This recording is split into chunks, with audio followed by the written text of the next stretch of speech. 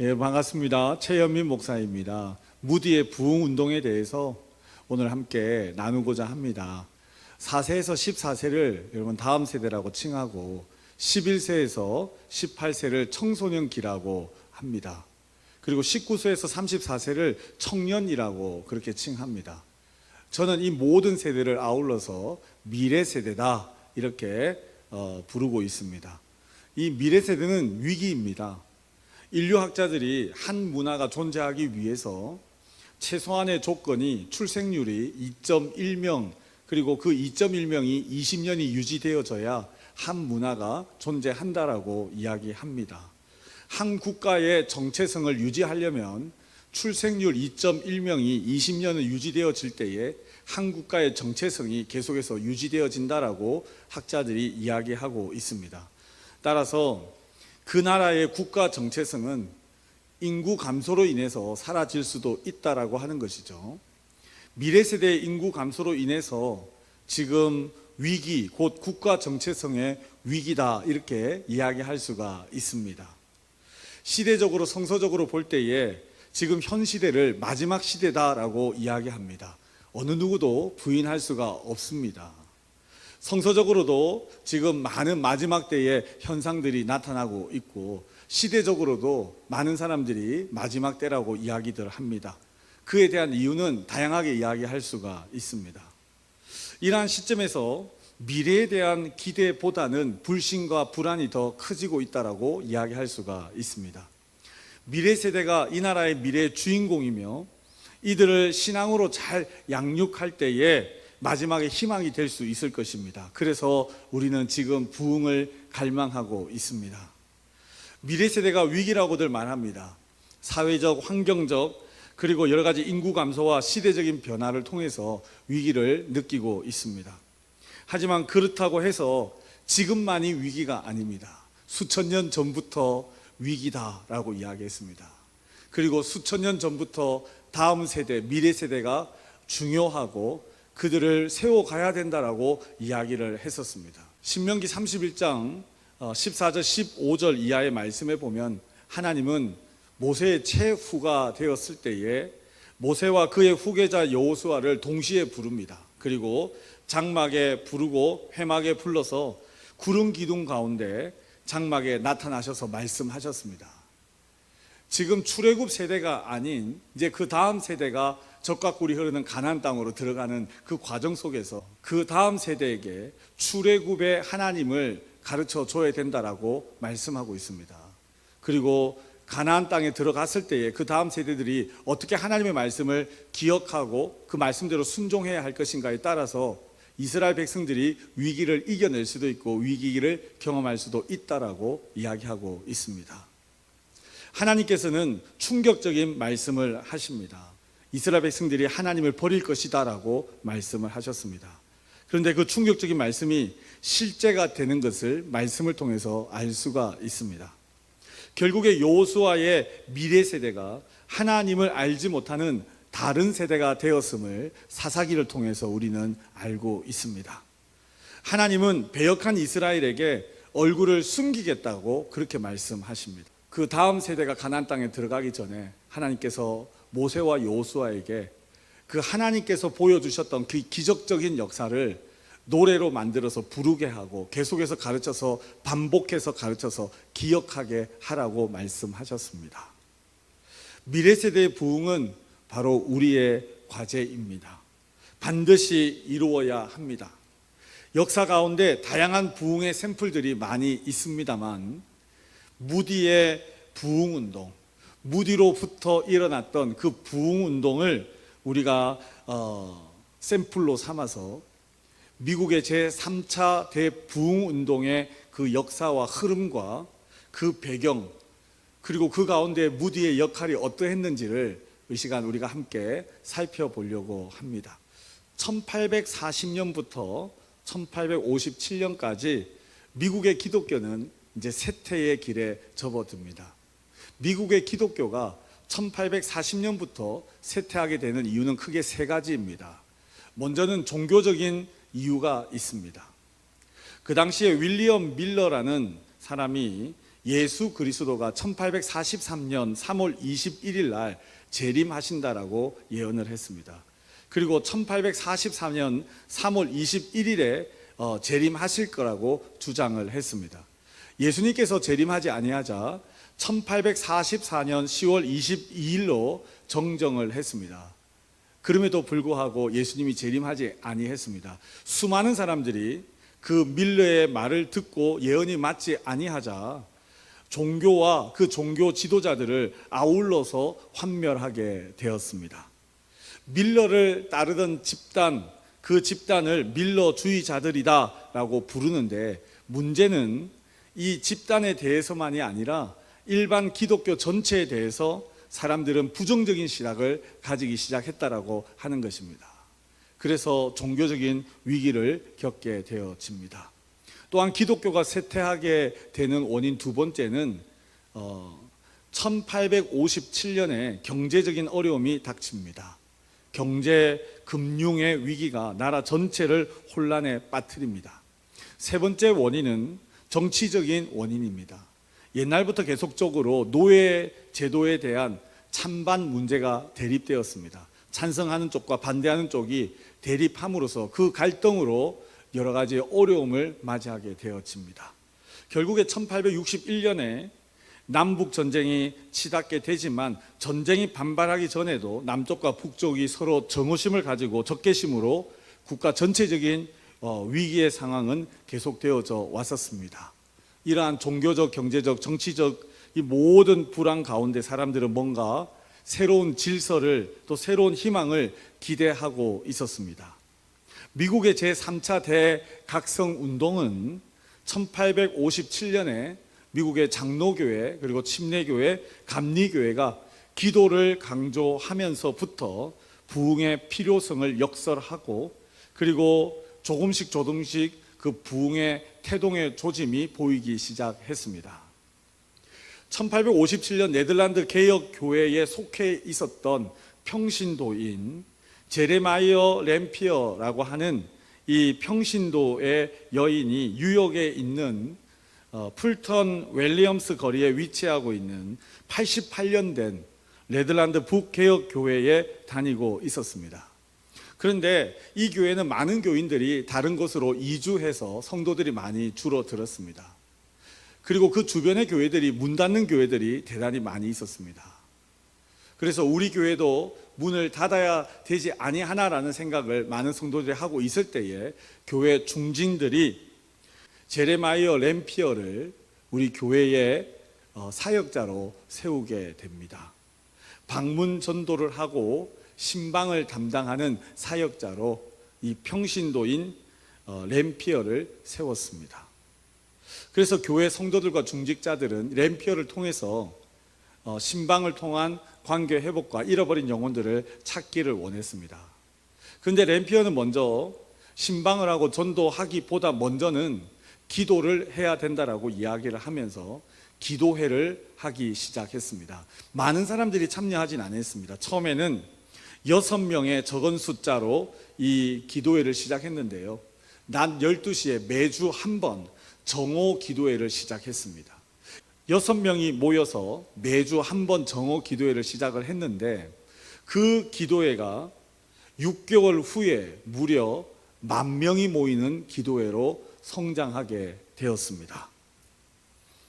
바로 이 아무도 예상하지 못했던 이 정오 기도회가 나중에 바로 풀턴 거리의 기도회라고 하는 이름이 붙어지는 기도회가 되었습니다.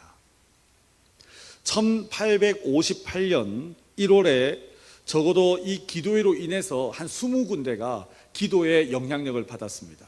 그리고 기도 모임이 생겨나기 시작했습니다.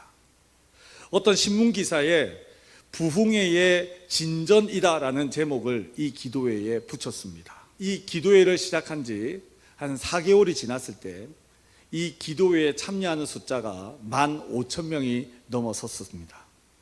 사람들이 15,000명이 넘는 사람들이 텐트를 치고 그 텐트에서 모여서 기도하는 그러한 역사도 나타나기 시작했습니다. 뉴욕의 챔버스 거리에 있는 버튼 극장에서 낮 기도, 정오 기도를 위해서 극장의 문을 열었습니다. 놀라운 사실은 낮에 그 극장에서 기도회를 하기 위해서 사람들이 줄을 서기 시작한다라고 하는 것입니다. 미국에서의 이러한 영적 상황과 비슷하게 캐나다에서도 서서히 영적 각성 운동의 싹이 트기 시작을 했습니다.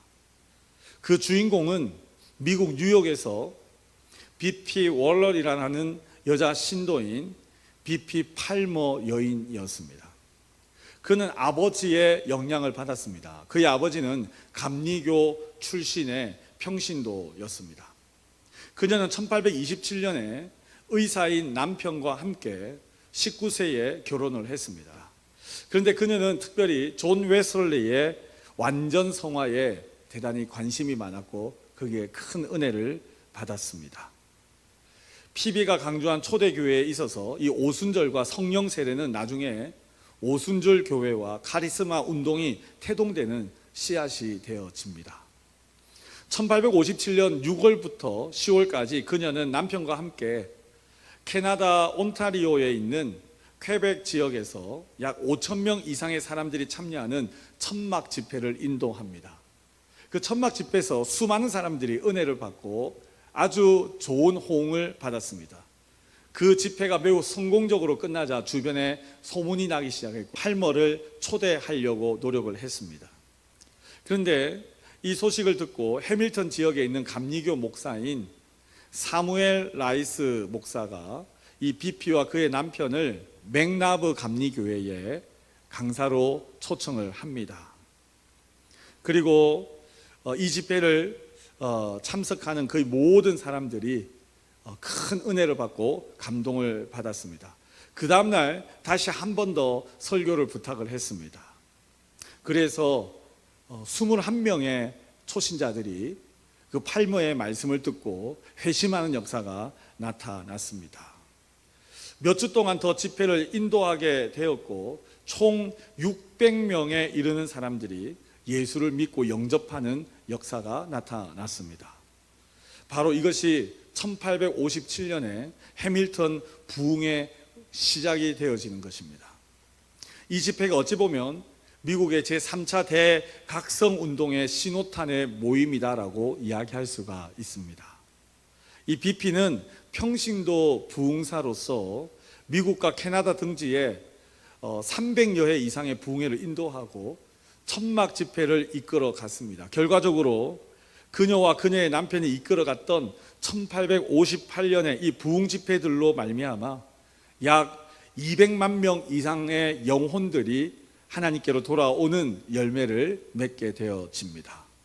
여성이자 평신도였던 이 팔머는 제3차 대각성운동의 참된 의미를 깨닫게 하는 초석이 되었습니다.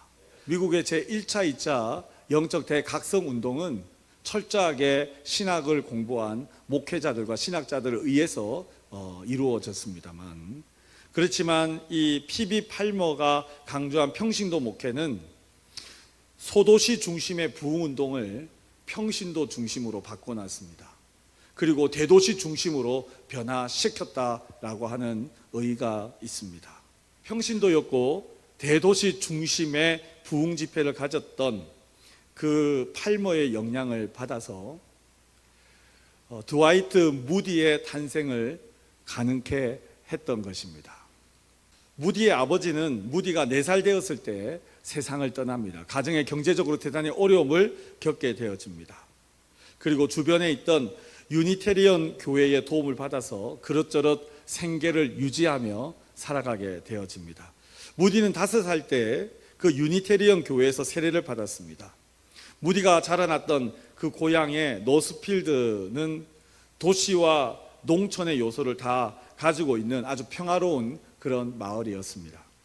무디는 큰 도시인 보스턴으로 가서 사업을 해서 성공해야 되겠다라고 하는 커다란 꿈을 가지고 있었지만 일평생 언제나 평화로운 이 노스필드를 잊지 못했습니다. 1854년 이 무디는 그의 야망을 쫓아서 보스턴으로 나아갈 기회를 얻었습니다. 그의 야망이란 10만 불의 돈을 모으는 것이었습니다. 그러나 취직이 그렇게 생각보다 쉽진 않았습니다. 무디는 그의 편지와 후대에 쓴 그의 편지들을 통해서 그 당시에 보스턴의 생활이 얼마나 참 힘들고 외롭고 어려웠는지를 알 수가 있습니다. 그런데 그 당시에 보스턴에 YMCA가 세워졌습니다. 도시 속에서 방황하는 이 무디와 같은 외로운 청년들을 돕고자 하는 다방면으로 애를 쓰고 세워졌던 이 YMCA. 무디는 1854년 중엽에 결국에 보스턴의 YMCA에 가입해서 회원이 되었고 열심을 내어서 이 단체에서 활약을 하였습니다. 보스턴에서 구직 작업은 그렇게 순조롭게 진행되지는 않았습니다. 그래서 어쩔 수 없이 무디는 외삼촌에게 가서 일자리를 창출할 수밖에 없었습니다. 그의 외삼촌 사무엘 홀트는 그 당시에 보스턴에서 구두 소매점을 운영하고 있었는데 그 삼촌은 무디에게 그 가게에서 일할 수 있도록 일자리를 주었습니다. 그러나 일을 할 수 있도록 허락을 하면서 이에 대해서 한 가지 조건을 달았습니다. 그것은 바로 무디가 반드시 교회에 나가야 한다라고 하는 것입니다. 그 교회가 바로 마운튼 버넌 회중교회였습니다. 무디는 이 교회에서 열심히 출석을 했습니다. 무디는 처음에 신앙에 대해서 그리 열정이 있진 않았습니다. 모태신앙으로서 신앙은 가지고 있었지만 열정적인 신앙생활을 하지 못했습니다. 주일학교 교사였던 에드워드 킴벌은 무디가 일하고 있는 그 삼촌의 구두 가게를 찾아가서 고되게 하루하루 일하고 있는 무디를 보고 따뜻하게 위로해 주었습니다. 그러자 무디는 즉시 그 위로와 그 사랑을 받아들이고 그 사랑에 응답을 하게 되어집니다. 그리고 그 교회학교 교사 선생님을 통하여 그 따뜻한 사랑의 메시지가 바로 예수 그리스도의 복음의 메시지였고, 무디는 그 복음의 메시지를 통해서 하나님을 인격적으로 영접하게 되어집니다. 이때가 무디의 첫 회심이다, 이렇게 이야기할 수가 있습니다. 무디는 결국에 1년 후쯤에 1856년 5월 3일에 이 교회의 정식 회원의 명부에 서명함으로써 교회의 정회원이 되었습니다. 1856년 초기의 가을 무렵에 무디는 이제 세속적인 성공에 대한 푸른 꿈을 간직한 채 보스턴을 떠나서 시카고로 왔습니다. 1859년 초엽에 무디는 시카고의 노스사이드 시장 근처에 있는 아주 초라하고 더 이상 사용하지 아니할 정도의 이 폐허처럼 벌어져 있는 술집에서 주일학교를 시작했습니다. 1859년 말경에 이 주일학교가 조직적이며 체계적이며 완전히 자리 잡은 확고한 조직 공동체로 서게 되었습니다. 1860년에 들어서면서 무디는 드디어 본격적인 이 복음 전도자의 길로 들어서게 됩니다. 무디의 원래 성공의 꿈은 10만 불을 모으는 것이었습니다. 이제 조금만 더 노력하면 자기의 꿈을 이룰 수 있는 그런 단계까지 왔습니다. 이렇게 일을 하는 한편 동시에 무디는 시카고에서 주일학교를 운영하고 있었습니다. 1860년 6월 어느 날 주일학교에서 여자 어린이반에 담당하고 있는 교사로서 섬기고 있는 어느 여교사 선생님이 무디를 찾아왔습니다. 그녀는 의사로부터 자기의 폐에 출혈이 있어서 앞으로 그리 오래 살지 못할 것이다 라는 진단을 받았습니다. 그러면서 그 여자 선생님은 자기가 죽기 전에 자기가 담당하고 있는 아이들을 한 10명, 그 10명 모두를 한 사람 한 사람씩 가정을 방문하고 싶다라고 무디에게 이야기를 했고, 무디가 함께 동행해서 한 사람 한 사람 가정을 방문하고 그리고 그 아이들을 진정으로 예수님을 영접할 수 있도록 하고자 했습니다. 그래서 무디는 그녀와 함께 가정별로 아이들을 만나고 방문하면서 그 아이들이 예수 그리스도를 영접하는 그러한 경험을 하게 되었습니다. 이 경험은 무디로 하여금 다시 한 번 더 삶의 목표를 재정비하는 계기가 되었습니다. 결국에 무디는 자신이 하고 있었던 비즈니스를 이제는 다 접어버리고 오로지 주님을 위한 사역만 올인하게 되는 계기가 되었습니다. 무디의 헌신적인 노력과 믿음으로 이 주일학교가 계속 성장하게 되었고, 이 아이들의 부모까지도 이 주일학교에 참여하게 됨으로써 장년들 위한 예배가 개설되었습니다. 어른들을 위한 예배당과 새로운 교회를 설립하자라고 하는 논의가 시작되었습니다. 1864년 12월 30일에 가서 일리노이에 있는 교회를 설립하게 되었습니다. 1865년 말 현재에 평균적으로 주일학교에 출석하는 어린이들만 750명에 달했습니다. 이것은 이 주일학교가 시카고 전체에서 두 번째로 큰 주일학교다라고 하는 것을 의미하는 것입니다. 1861년에 미국의 남북전쟁이 발발했습니다. 그동안 기독교 위원회와 함께 일해 왔는데 무디는 이 기독교 위원회에 속해 있는 회원으로서 최전방에 가서 9차례나 복음을 전하는 그 전쟁 가운데 복음 집회를 가졌습니다. 전투 중에 부상당한 자들을 돕기도 했습니다. 무디는 1879년 11월에는 자신이 떠나온 고향인 노스필드로 다시 돌아가서 그곳에 매사추스 노스필드 여학교를 세웠습니다. 이어서 1881년 5월에는 역시 마운틴 헤므론 남학교를 세웠습니다. 무디는 기독교 이념으로 무장된 학교를 세우고 싶었습니다. 노스필드 학교들을 세우면서 근본적인 설립 목적은 학생들을 균형 잡힌 그리스도인의 인격으로 발전시킬 수 있는 예비 교육을 하는 것이었습니다. 1886년 무디는 대학생들에게 자신의 삶을 주님께 바쳐서 선교사로 헌신할 것을 간곡히 권면했습니다. 이러한 간절한 호소가 있은 후에 미국 역사상 전무후무한 돌풍인 학생 자원운동이 일어났습니다. 이 학생 자원운동은 한국 기독교 개신교 선교에 있어서 대단히 중요한 영향을 끼치게 되었고요. 한국에 1885년 4월에 입국한 첫 목회자 선교사인 언더우드와 아펜젤러 그리고 이들과 함께 내한한 사무엘 마펠 그리고 그레안 리 등 대다수의 초기의 선교사들이 이 학생 자원 운동의 영향을 받아서 이 조선의 땅을 밟게 되었다라고 하는 것입니다. 1889년 10월에 시카고에 시카고 성서대학을 설립하게 되었습니다. 무디는 1899년 12월 22년에 자기 고향 자택에서 하나님의 부르심을 받게 되었습니다. 이 무디의 부흥운동은 세계 근대 선교에 큰 역사를 일으키고 세계 근대 선교를 앞당기는 되게 큰 영향력을 끼친 인물이 되었습니다. 돌이켜볼 때에 이 무디의 부흥운동의 가장 큰 수혜자가 바로 우리 대한민국 조선이 아니었나라고 생각합니다. 1907년 평양 대부흥운동의 주역이었던 인물들 또한 무디 부흥운동을 경험하고 복음의 열정에 불타서 조선으로 달려왔던 사람들이었습니다.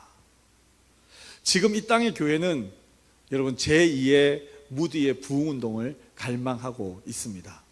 무디의 삶과 무디의 부흥을 통해서 제2의 무디의 역할을 감당해야 될 이 시대의 우리 교사들, 이 무디의 부흥운동, 미국의 제3차 영적 대각성 운동을 통해서 우리는 그 대안을 몇 가지 찾아보면서 마무리하려고 합니다. 먼저는 여러분 교사의 영성이 있어야 된다라고 하는 것입니다. 무디가 하나님을 인격적으로 만나게 된 그 계기가 바로 교회학교, 주일학교 교사를 통해서 예수 그리스도의 사랑을 전달받고 하나님을 인격적으로 만나는 그런 계기를 맞이하게 되었듯이 우리 교사 선생님들의 영성이 제2의 무디의 부흥운동을 일으킬 수 있다라고 하는 것입니다. 여러분, 영성이라고 하는 것이 무엇입니까? 많은 사람들이 지금 이 시대를 영역에 집중하고 있습니다. 하나님의 능력을 받아서 무언가를 해보려고 하는 그러한 시대가 아닌가. 많은 사람들이 그 능력에 집중하고 있는데 그 능력은 바로 영성에서부터 나오는 것이 영역인 것입니다. 그 영성이라고 하는 것은 바로 거룩함입니다. 예수님께서 우리를 위해서 십자가에 못 박혀 죽으시고 이 땅에 우리에게 새로운 생명을 공급해 주셨습니다. 그리고 예수님 이후에 예수님께서 하셨던 그 사역을 이 땅에 우리에게 그 사역을 감당할 수 있는 그러한 은혜를 베풀어 주셨습니다. 지금 또한 예수님께서 하셨던 그 사역을 우리 교사 선생님들을 통해서 지금도 계속되어져 나가고 그 일들을 하게 하시는 것입니다. 그 일들은 성령께서 우리와 함께 하심으로 감당하게 하시는데 그 성령은 바로 권능, 능력으로 말미암아 성령의 능력으로 말미암아 우리가 그 일들을 감당하게 되어집니다. 그 성령의 능력은 바로 성령이 임하실 때 받는 권능인데 성령은 바로 우리의 영성으로 인하여 성령이 임하는 것입니다.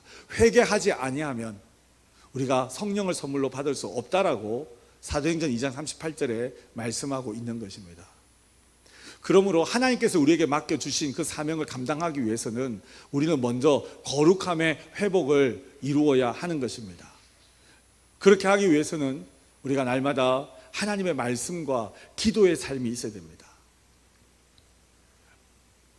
팔머라고 하는 그 평신도가 전도를 하기 전에 먼저 기도로부터 시작을 했습니다.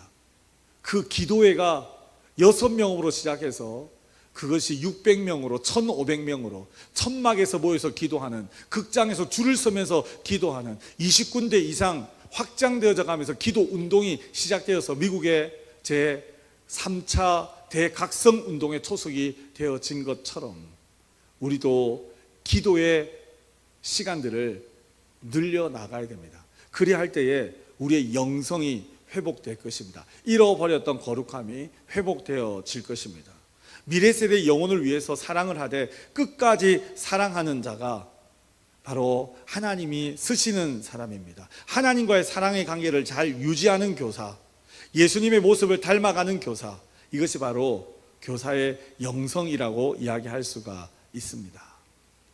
두 번째는 교사의 헌신에 대한 만족도를 높여라 라고 하는 것입니다.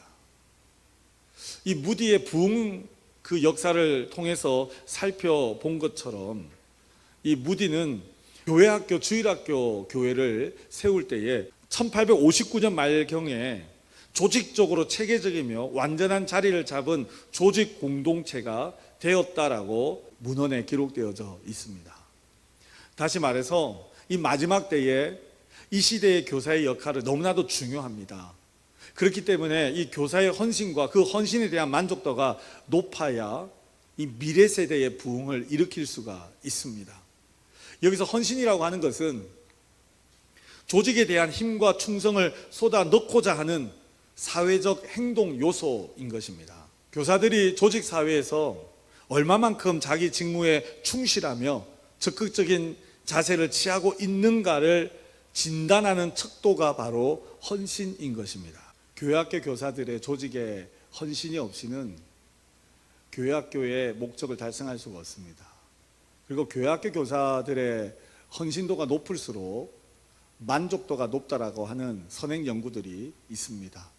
또한 교사의 연수가 오래될수록 교사의 직무 만족도가 높아졌다라고 하는 선행 연구가 나와져 있습니다. 무엇보다도 교회학교 교사는 계속해서 충원되어져야 합니다.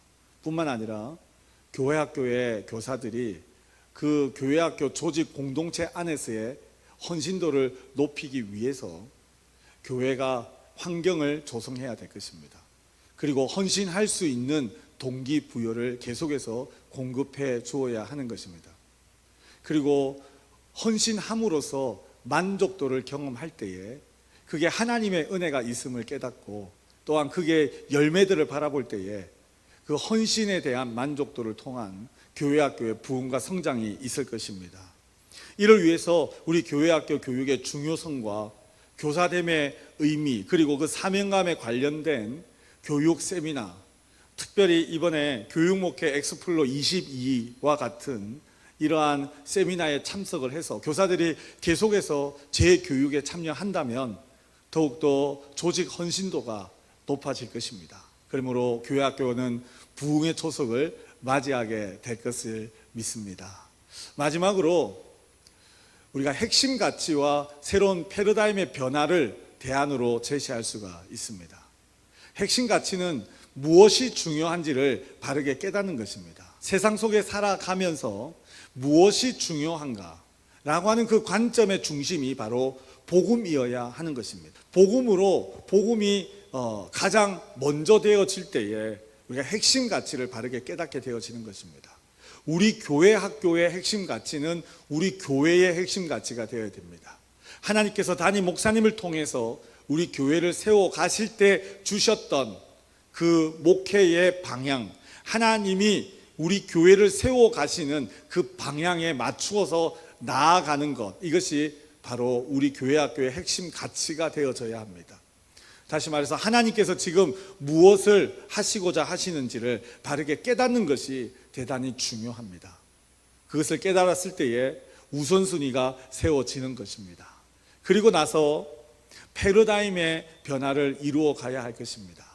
핵심 가치를 바르게 인식함에 있어서 우리에게 가져야 하는 패러다임의 변화는 우리가 주일 중심의 교육에서 이제 주중에 가정에 부모님과 함께하는 교육으로 변화되어져야 합니다. 두 번째는 목회자와 교사 중심에서 이제 부모가 함께하는 품성 교육으로 변화되어져야 합니다. 3살 버릇 8까지 간다라는 속담이 있듯이 어렸을 때부터 바른 품성 교육을 통해서 사회 문제를 해결하는 이적인 대안을 세워 나가야 할 것입니다. 가정에서도 학교에서도 직장에서도 교회에서도 이웃에게도 사람들과의 관계 속에서 어떠한 품성을 가지고 있느냐가 이제 이 시대의 미래의 주인공들로 세워지는 그러한 시대에 우리가 살아가고 있지 않습니까? 교회에서도 마찬가지입니다. 하나님께서도 이 마지막 때에 우리 교회 학교를 그러한 패러다임의 변화를 통해서 세상의 영향을 받는 것이 아니라 교회가 세상에 영향을 끼치는 교회로 세워 나가기를 원하시는 것입니다. 마지막으로 학교 스타일에서 교회 공동체 스타일로 패러다임을 바꿔야 하는 것입니다. 로마서 8장 2절 말씀에 생명의 성령의 법이 죄와 사망의 법에서 너희를 해방하였음이라 라고 말씀하셨습니다. 하나님의 생명의 성령의 법이 죄와 사망의 법에서 우리를 해방하셨다. 다시 말해서 교회 학교가 하나님의 생명의 성령의 법으로 세상의 교육을 변화시키게 될 것입니다. 환경에 의해서 사역을 못한다라는 생각을 내려놓고 그 환경을 변화시키는 창조적인 교사, 창조적인 하나님의 사람들이 되시기 바랍니다. 감사합니다.